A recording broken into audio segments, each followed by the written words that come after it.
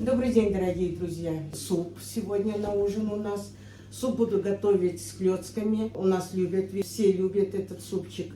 Тут я предварительно уже сварила бульончик. Мы будем это готовить сегодня суп с клетками с говядины. Мясо уже готово. Я буду его вытаскивать. Так, мясо мы вытащили. Теперь будем закладывать картофель. Картофель, чтобы быстрее сварился, я разделила на половиночки. Хочу потом вытащить его и раздавить в пюрешку.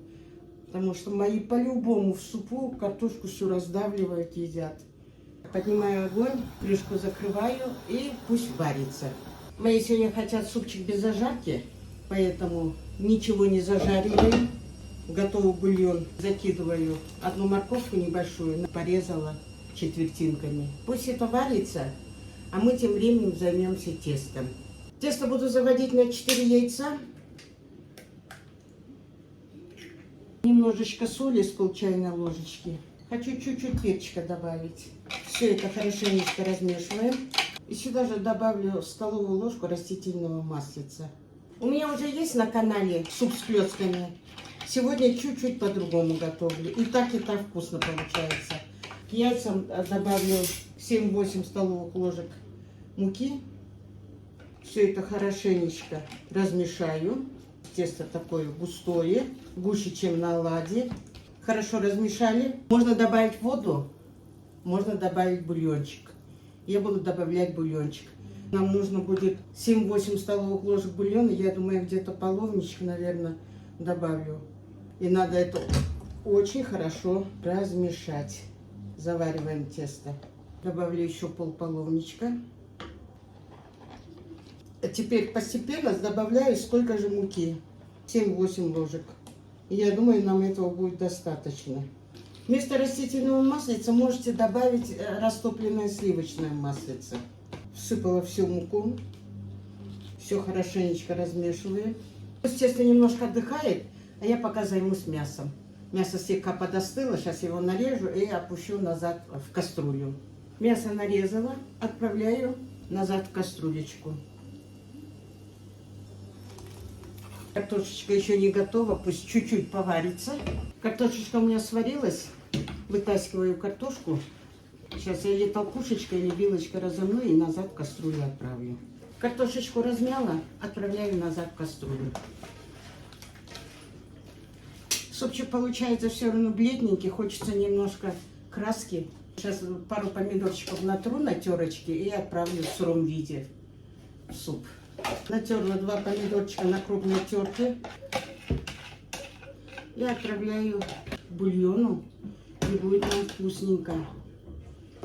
Так, соль попробую. Чуть-чуть добавлю соли. Все, сейчас буду закладывать клетки. Будем отправлять клетки. Ложечки смачиваю. И отправляю небольшими порциями теста. Тесто будет увеличиваться в объеме сильно. Можно клетки отправлять одной ложечкой в бульон, если вы постоянно перед тем, как набирать тесто, будете смачивать ложку в бульоне. Когда клетки закладываете в бульон, они сначала опускаются на дно, а потом всплывают. Как всплывут, считайте, что суп ваш готов. Все клетки в бульоне.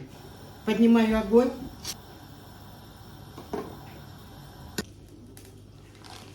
Отправляем пару листочков лаврушечки. Клетки все всплыли. Нарежу зелень, какая есть. Тут у меня немного зеленого лука, немножко кинзы, немножко укропу. Сейчас все уйдет в супчик.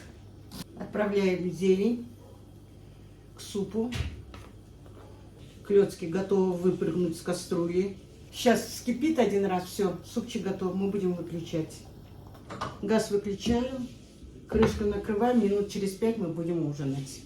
Прежде чем что-то сказать об этом супе, хочу делиться информацией. На днях я уезжаю в Таджикистан.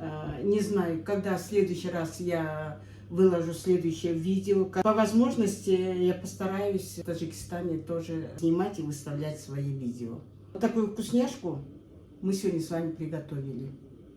Это вкусно, это просто, это доступно. Рекомендую. кто еще не готовил такой супчик, приготовить у себя на кухне. Я надеюсь, вам очень понравится такой супчик. Желаю вам на вашей кухне вкусных, удачных рецептов. Готовьте с удовольствием, кушайте вкусненько. И будьте здоровы. Всем приятного аппетита. А я с вами прощаюсь до следующего видео. Пока-пока.